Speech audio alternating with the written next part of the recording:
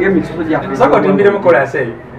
Oli muzimu nanja umulondeke ingeri gye wafa omukwano gwayononeka ndabira kafaananyiko kakanoneka sabisa kisalinda gy'oli gye nzija olunyi okubanga ekiseera kyatuuka nga kiyitiridde pressure ng'eyitiridde nga neetagisizza okugenda okuwummuza nanja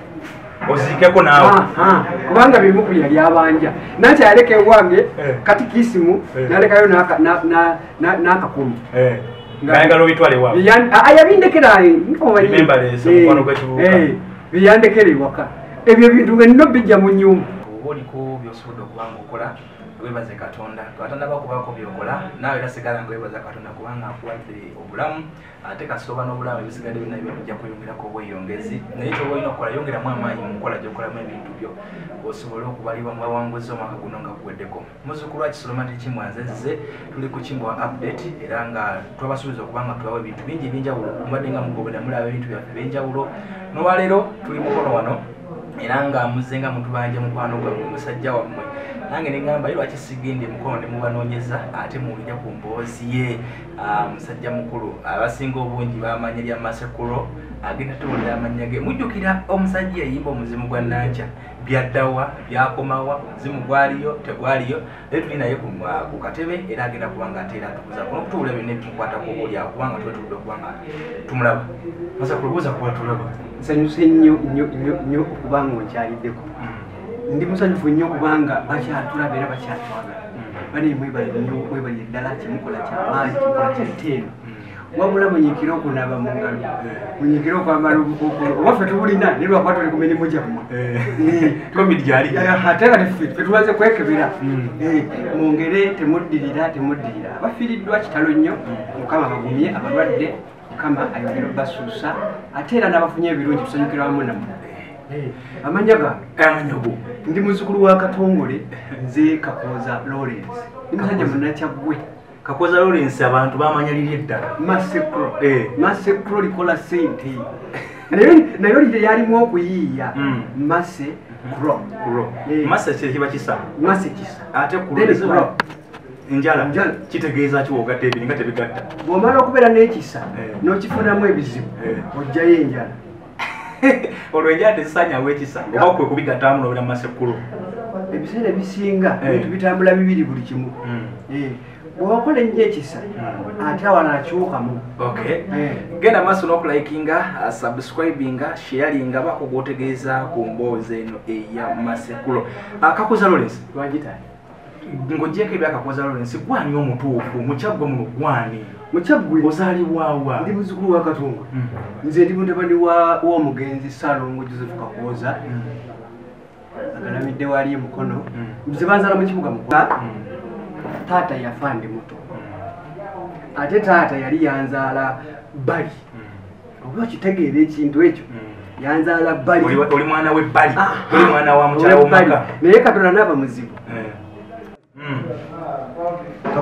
Kakooza najja afa nandeka naye ekirungi yafa amaze okundeeta ewaka nga bantegedde baganda be n'abaganda bo kati ekizibu Katonda ng'akola ebintu ffe tuli balongo nze ndi mulungu ate olwo munaliwa gwani kato nze waswa ozaliwa na mwana kino nno kyamera gwesoso kifuna ozaliwa na mwana na mulenzi Kato yabuukirako myezi nga 4 n'abuuka kati olw'okubuuka kwa Kato nga maama aganye okujja Wasalongo aganye okundeeta mu butongole eyo Kato n'awetera awo nankwasa ekintu nempambana nakyo mpaka n'olwaleero nzize mpambana bupambayo kwe kubeera Mase ajja Mase yakuba ku bulooka erinnya Masekulo gye lyava mu bulooka mu kusima omusenyu emirimu gyonna gy'omanya egy'amaanyi ogikoze nagikolako ne mu sayizi yeyo okufuna erinnya ddala nti ndifunye nava mu kuvuba ekyekifa kyali kikubye enkasa ekyo tulaba nsi kukyuka nnyo sebo wakuba enkasa nakulaba yakugala olwovubira wakatosi mu nnyanja mu bizinga ddala navuba mu bizinga by'Ekyaggwe eyo omanyi Kyaggwe kati kiringanga bwolaba omuntu nti ava Masaka nga tamanyi kubasimba kitooke taba mutuufu omuntu ng'ava Mbarara nga tamanyi balunda nti taba mutuufu kati Kyaggwe kizibu nnyo okuvayo nga tomanyi kuvuba kizibu nnyo kubanga Kyaggwe bayita abavubi kubanga Kyaggwe tuli mu myalo tuli mu bizinga Kyaggwe yonna yeetooloddwa nnyanja Buvuma aliira kumpi eno Buvuma Buvuma Koome sawa onootalikira okuvuba nenvuba kutwala mu kuvuba nkuvuba era yali mukulu wange ne mukulu wange bamuyita Katongole eyantwala mu kuvuba nga ate nno nze nabeerangawo nga nkola emirimu gyange egyo nga ate bwenneewerera nensomasomako mpaka we natuuka ekiseera nendaba nga binyinza olwokomawa mu kusoma wanono namiryango okolegi wano siniya 3 saagisukka siniya 3 nga bizitoye saagisukka sente nezikeewa nga bizitoye olwo bakuleete ne wataata eriyo ne baganda babalala olwo waliwo mama waawuwo era yakwaniriza mwebaza nnyo nze sirabanga mu kusoma wanono namiryango okolegi wano siniya 3 saagisukka siniya 3 nga bizitoye saagisukka sente nezikeewa nga bizitoye olwo bakuleete ne wataata eriyo ne baganda babalala olwo waliwo mama waawuwo era yakwaniriza mwebaza nnyo nze sirabanga ku mukazi mugumu ng'oli okimanyi nti omukazi oyo bukyanga bbaawo afa kuba Kakoza yafa mu 89 nakati akyaliwo ye mama wakuzaala naye yali akuwuliza yali akyaliyo naalongo mukadde naalongo bannange gyali mwagala nnyo maama nakati gyali mukama ibali gwali nnyo era mbeera naye mu 5 zino naye abira mukono simuta ndi naye mukono ewaka nsenga ntunulira sitole zo n'ennyimba zo zoyimba mulimu meeya owegatadde ku meeya muyanja nyanja sinyonga MP kati nno kankonyumize abawuliriza n'abalaba topowa bw'oba okyali mulamu nze okufuuka mukwano gwa honorable kati erinnya mwalekalya meeya limwakwata naye omusajja atuuka ku ddaali ya honorable Muyanja okutuuka okuba mukwano gwe nga kutula peya ze engatto 6 nga zikola ki nga buli lunaku ntambula simufuna nga ntambula buli lunaku nenkeera ku ofiisi ye ne simufuna nga olwo biseera yali meeya wa mukono yali afuuse meeya ebyo biseera gwatalina kintu kyonna wali meeya omwagazaaki ekitonde nga kiŋŋamba nti oyo kubanga ebiseera ebyo yaliwo omusajja eyalinga alimu ayagala abayimbi naye muyimbi kati nga naye kimusikanga ajja abalina kashi alina ennyimba nnyingi aweza alubamu sebunga 2 omusajja oyo kale nagezaako nnyo okumukolako omukwano nnyo wadde kyatwala obudde bungi naye olunaku lwakya lumu n'ava gy'avudde n'agamba bwe sikulaba leero toliddeyo okundaba kwata ebisumuluzo bino okwate n'essimu zino wolaba nvudde mu ofiisi ngoberera gwenosooka otula ku reception nenswama ku reception era bwe yavaayo ng'abuuza ani ayina ebisumuluzo byange nzuuno omuzeeyi tula mu motoka olwo interview yo oba okumusinkanaako kwali kwa mmotoka olwo avuga ddawa ate mmanyi simanyi gw'obavuddewa navuddewa kewaffe olwo nsula wano ewaffe mu kirowoozo lwensooka okufesinga omusajja gwayita Tony Hose nsasagge musajja abantu mbatya yuma mbitya byali bingi nnyo endabika yo ng'omuntu ali olabika oti ebiseera ebyo era bw'omanyi birejja aba mu musenyu gwe wansi omusajja asiba mu musenyu yasiba mu bulooka bwabeera nve eyo ntyo naye bwe tugenda mu studio olwokuba nalina ekitone nga sigwako kigwe nali perfect naye nkuba oluyimba netukwata naye nakola ekise nange nga tuvaayo nga tugenda kunona nyimba zaffe kusawa yakamuna nga zikola nga ŋŋamba olaba emmotoka y'ebyuma ebyo Agenda maaso okubaga tutunulira emboozi ya Masekulo Kakoza Lawrence atunyumiza munnakyaggoono atunyumiza naye ekyasinga okukwata abantu mbabiro n'ekyasinga okumutunda gwe muzimu gwa Nankya nakati ogukyayogerwako omuzimu gwa Nankya guno gwaliyo yalimba buyimba ku stories yekyawulidde inspiration kiki omuzimu gwa Nankya ki omuzimu gwa Nankya zimu ku nnyimba ze natandikirako okuyimba naye nga nagenda okuluyimba naye nafulumyako nnyimba endala nga bwe munyonye nti omukulu yatandika okunkwatako ennyimba endala tezatambula lwa nsonga twazitwala mu studio nga nnafu ekyo ekyazigana okuvaayo ekyenjagala wali ti omuntu Nankya yaliyo mu bulamu obwo omuntu nga yaliyo yikyajja kite yafa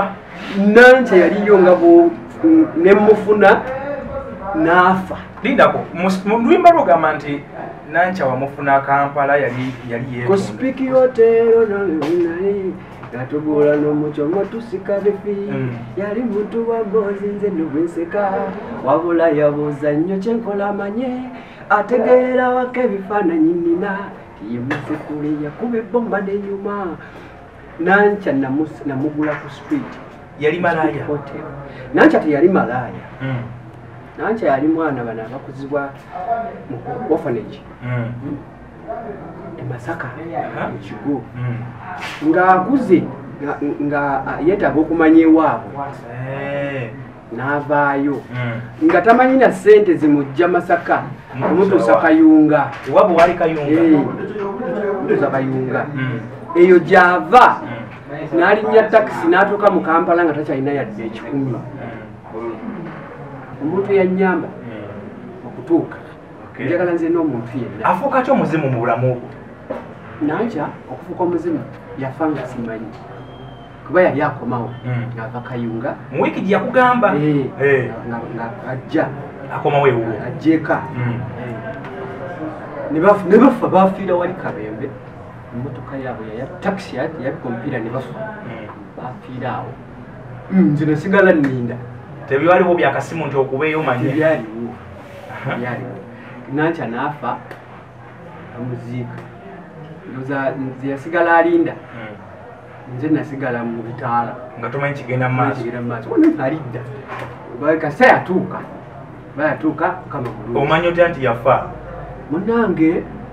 olunaku lwakya lumu ekiro nga neebase ndoota Nankya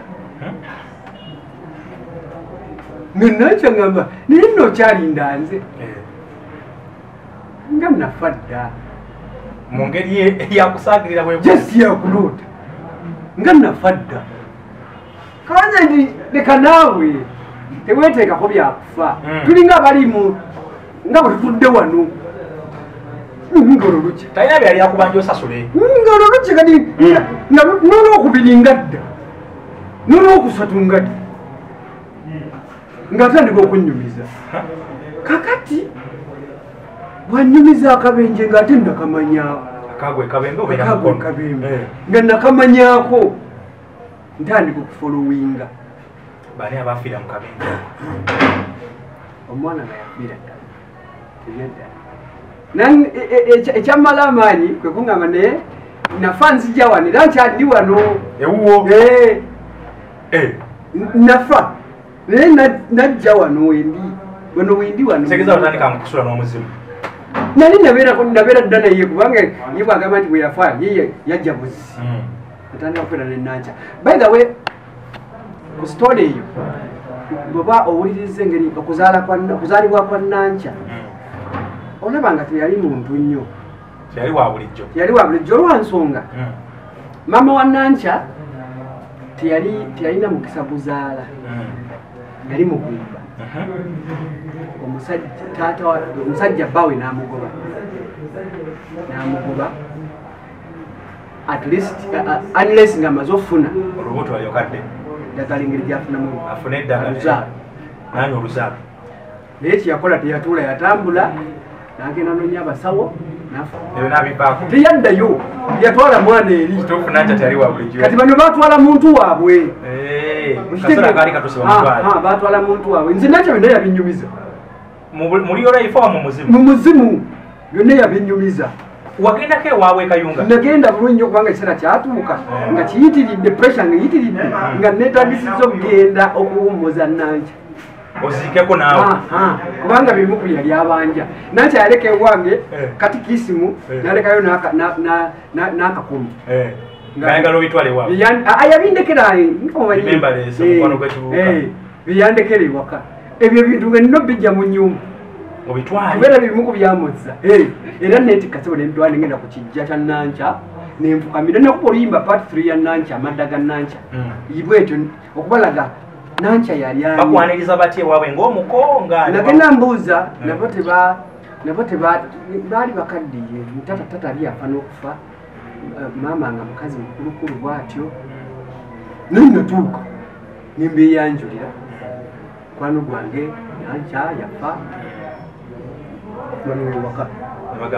kiwiwe n'ebijja bibi ningenda ku kijja nemugamba Nankya byewandekera bibino wumula yekolansi eri oli muzimu Nankya wumulondeke wumula nempumuza ebintu byawo n'obulala obutonotono ng'emisuko gyakotimbiremukolanssi eyo oli muzimu Nankya wumulondeke engeri gye wafa omukwano gwayononeka ndabira kafaananyiko kakanoneka sabisa kisalinda gy'oli gye nzija teyaddamu kusumbuwa okuva olwo kasita nawummuza Nankya awumulewa kaddayo ku emboozi ya Kakooza Lawrence ekwasamu ennaku ate yeeraliikirizaamu naye ate ye yakiyitamu obuvumu obujjawo okutandika okugendebwa bw'omuntu ajja akugira mu kirooto wafuna abasajja abakulu be watambula nabo ne bakuwerekera okimanyi nti nno nga walwadde omala kubona ne bakubulya bye baakuwa waliwo obulwadde kati ng'enzibu oteeka kunoonya musawo kyebagamba nti kola kino oteekeddwa kikozesa okitegeera kati omuntu okugamba nti ekikutaasa kireeta omuzimu ogwe waka waliwo ebintu byagwo bijja ewa waka wagenda nani ekweba Nankya munange nze ndi musajja survivor nze okuva nedda mpaka n'olwaleero nkola ebintu byange bwogu wagenda weka bwomu emiya tewamugamba leero nkola ebintu byange bwogu wagenda weka bwomu emiya tewamugamba honorable Muyanja yamanya navuddeyo naye yamanyako nti olina embeera gy'oyitamu ey'omuzimu ebimanya byomu ku basajja abakulu be neebuuzangako okuba otya oluyimba lwananki obiza otya mu luyimba n'obiza mu ndongo nabisa Nankya yayina era bonna amagezi ga Nankya naga genda onyimbeko genda emboozi eno gikolemu oluyimba lugenda kutuula bino nno kati twogera my secret issues genda okola oluyimba mu mboozi eyo lugenda kutuula oddayo wa Tony Hozi era naddayo Tony Hozi omusajja yakuba oluyimba lwatulwamu abasajja abanene bangi Tony yakuba ebidongo kiwuwa n'akuba besi edi yawe n'amikisinga bagamba munene pasitayiga yakola chorus bagamba wagenda mu studio si lwali ogenza oyimba era si lwe nali ngenza okuyimba firimu eyo yali etya nalina oluyimba lwange baluyita sikyawasa nga lwengenda okukola lwali lutambula lutya sikyawasa mbivuddemu ntidde babbi abo miyayo gimanyi kulya kikeni twakowa mugende mufumbirwe kongo beetaaga wano mukyaddiba nnyo olwanneeyisa oluyimba lwambula otya nga ndi kyajja kitya ekyadde oluyimba okumbula mu studio eri pressure natuuka mu studio nga papa Misa Semakula nga studio yagisasula omwezi mulamba abasajja basasulanga studio ng'alina okubeera olwayagali yes ng'ali mukola album ya Sigwo Nsingi nga bali mu kumikisinga abasajja baali bakola amannya amagumu otuukawo nga papa waali nga bali mu kumikisinga naye ng'oluyimba olwedde ne lutambula nga gye luli mu nsi ku radio ku zitivi naye nga bamikisinga album terinaggwayo abasajja nga bakola ne banteeka mu myezi 8 mu maaso obukinge olikola myezi 8 mu maaso imagine sente ya buloka gyenyijje eryewaffe studio toneho zalinga dream studio yalinga kamonti egiyali bwavange mukono ng'okwesa ntambula kyogenda dream studio kati n'olumu nasotawo bicycle mukusemba munatambuzanga bigere okuva emukono mpaka kamwokya ffe twakula lutambula ffe twakula tuli basabi nga tusabira namugongo nga tutambuzawo bigere nga sigulamaga kugambye ffe twakula tuli baweereza mu kyaki nze famire yange nsabi tulina bafaaza bana basisita mukaaga nokutangawo ekigero nakutangawo ekigero tewandi mu buzibu kati otuuka papa waali netonawo simu kakati nasinawagifuna ate bye biseera nga waliwo Erickson zino ennene nga tebulika eyo ako tubudde wala nga nenzira mu bulooka nga ninda luyimba kakati olunaku lumu olwanno tuli mu bululu the Honorable Muyanja tuba tulyawo nga Tony Boza ze kukanzu Tony yakwenoonyeza Tony nga ze kukwakavaakekyakkutereevu nga ze n'oluyimba ku Sydney nga tuyita muje mulye mu luyimba nalumaze nze kubira ekintu naye Tony agamba naye engeri gwe gyoli wa live band mulina bye munyumirwa ebyammwe nga bakadonkamu tulina bye munyumirwa tusobola okuwuliramu noga nti akyo tukikyuseemu nojja etulaba mbali njaga tugende fenna mu studio samalayizinga omulimu guno nga tukiwuliramu nga tulira kirungi era mukama wange yanta tugenda mu studio nga tonankubira yali akubye besi nga besi nzungu nnyo kakati bebakubira besi bakubiramu ebika bya besi nimbagamba saagala kuba bakisimba bese ya bakisimba oyo njagala kidigida ekyo bamukubiramu n'olulonda kiwuwa n'atuula nagamba awo mumpewo naye ekyasinga okumpa muli mulaalo natuuka ku dream studio nga buli muntu omanye ebiseera ebyo nga firebase crew ebeera nga bonna abayaya baliwo bonna bayimba muzimu gwa nangi era bebaga nti wuyo aluyimba ze bonna ne bajja mu studio wuyo alimba muzimu gwa nangi nga kyakuguma nawulira mulinga ki nga neewuunya esegeza Tony yatwalire ku marediyo ani atwala ku rediyo munange olwo oluyimba olulaba oba maanyi ga Yesu oba maanyi ga Nanca naye nga bulimu Katonda natwala oluyimba olwo ku rediyo ze Uganda wano yo tezaaliwo mmeka tezaaliwo nyingi naye nga nalutwala ku CBS nenduwa Katolo bwana nendutwala ku Siba nenduwa Ndawusi wibuka nebalukkiriza nebalugoba bonna balugoba bonna abasajja bamalamu amaanyi kyeki kyenasobola okugamba nga ntandika nti topowa bw'oba olina kyokola ate yimirangawo bwomu abasajja omusaliwo nyingi naye nga nalutwala ku CBS nenduwa Katolo bwana nendutwala ku Siba nenduwa Ndawusi wibuka nebalukkiriza nebalugoba bonna balugoba bonna abasajja bamalamu amaanyi kyeki kyenasobola okugamba nga ntandika nti topowa bw'oba olina kyokola ate yimirangawo bwomu abasajja omusajja Katolo bwama yamalamu amaanyi Katolo bwama yaŋamba nga namuwa sente nemuwa ne CD naŋamba kiwedde genda otege CBS nekwata sente nemuwa omusajja essimu y'ebiseera ebyo nga uniti ya siringi 6 uniti y'essimu nga siringi 6 nga nkwata essimu yali yapa enamba ye nemukubira munange muzeeyi oluyimba nga siwulira yaŋamba yegwe wayimba bino simanyi mizimu gya Nanca konzi kati gwe nawe bino emigwa bikuba otya ku mpewo naawe weeteeke mu bigere nga gwe purezenta n'oluyimba oluteeka mu puroguramu ki nomanya ndi ku CBS tali plan genda oyimba ebintu nga banno buli abayimba olwo akayimba kapapa kakutteyo sigwonsirira nga buli wamuwe kali yimba za mukwano kati zeziriko zibawuliriza naggwamu amaanyi nenkwata simu nkubire ku Ndawusi funa obudde ojje nkutwale kufunira omuntu agenda okukuwandikira oluyimba ye bwe yaŋŋamba naye bino biwayimbye bino naye nabigo si bituufu mu kuzibalekera tebaziwulirizaamu nakubuulira ki muganda wange abasajja bamalamu amaanyi naye nze nagenda kyensinga mu kuyimba nali njagala kwewulirako nze kino kyokkakyokaloke kyokkola oluyimba waliwo okubaza tezigendako kumpewo tezigendako kumpewo nga njagala kuluwulira oluyimba lufu sawundi yalwo eryetya ofuuka otya seremba oluyimba lukufuula otya seremba oluyimba nange nali mu buloka zange waka era I respect radio gye bayita Beat FM n'omusajja gwayita Mukunja ya Mukunja yakuba oluyimba lwa Nanca nga simumanyi nga simulabangako ebyo biseera radio yali etandika butandisi naye lwe luyimba olwatandika radio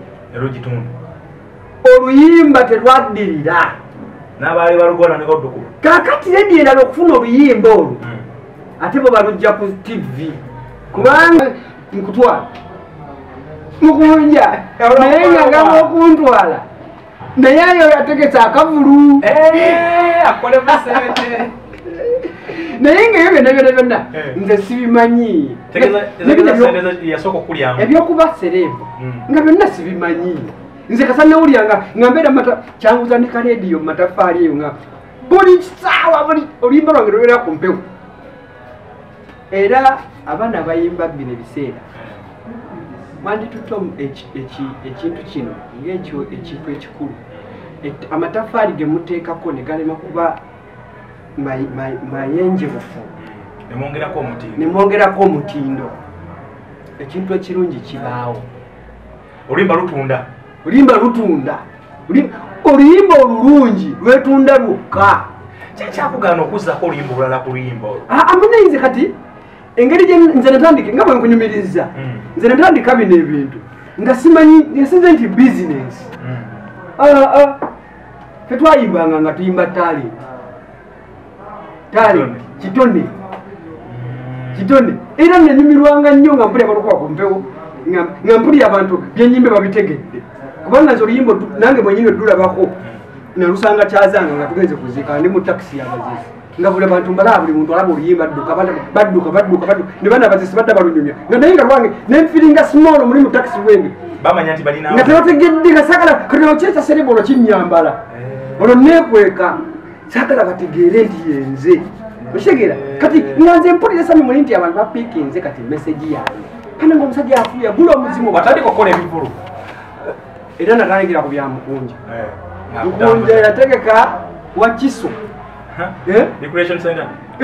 Kavumba waliwo gadeni lyawe Wakiso ku kkubo yakwasa ne meka sente zasooka mu kivulu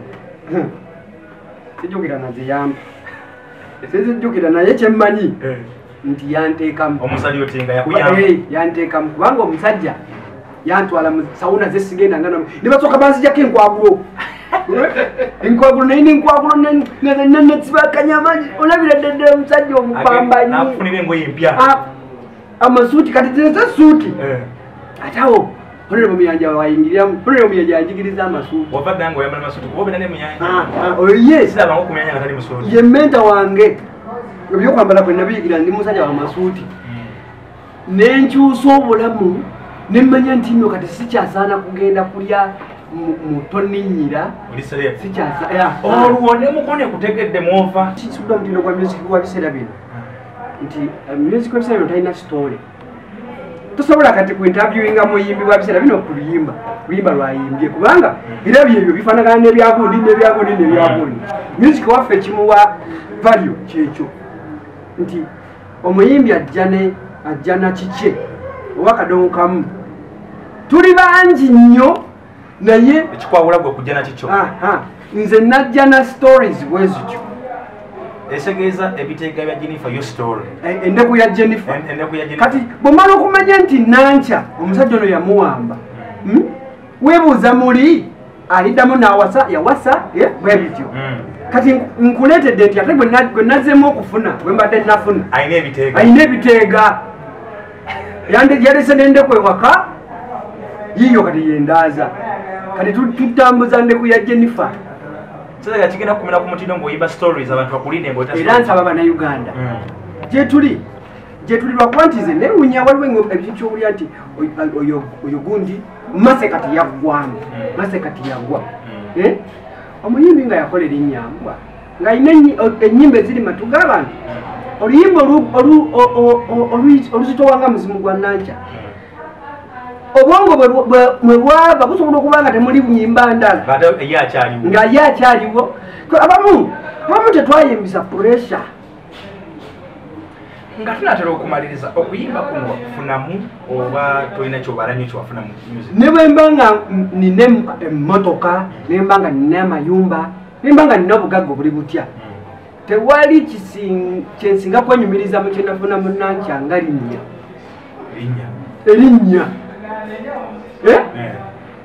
erinnya kikulu nnyo nnyo nnyo nnyo kisinga byonna likugulidde ekkubo buli wootuuka sivi ng'omutanda bakubuuza sokunonone najjukira